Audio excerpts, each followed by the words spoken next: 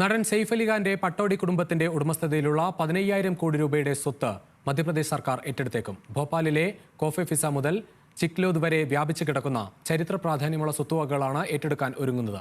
1968 enemy property act പ്രകാരമാണ് നീക്കം. കേസിൽ സെയ്ഫിന് അനുവദിച്ച സ്റ്റേ ഹൈക്കോടതി നീക്കിയതോടെയാണ് ഏറ്റെടുക്കൽ നടപടി സർക്കാർ തുടങ്ങിയത്.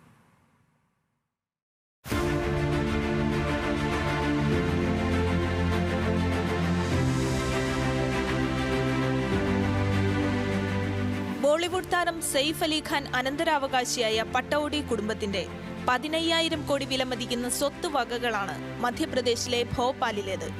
2014 എനിമി പ്രോപ്പർട്ടി ആക്ട് ഭേദഗതി നിയമപ്രകാരം ഈ സ്വത്ത് ഏറ്റെടുക്കുന്നതിനായി മധ്യപ്രദേശ് സർക്കാർ പ്രഖ്യാപിച്ചിരുന്നു. വിഭജനത്തോടെ ഇന്ത്യയിൽ നിന്ന് പാകിസ്ഥാനിലേക്ക് പോയി പൗരത്വം നേടിയവരുടെ ഇന്ത്യൻ സ്വത്ത് വകകളാണ് ഈ നിയമത്തിന്റെ പരിധിയിൽ വരുന്നത്.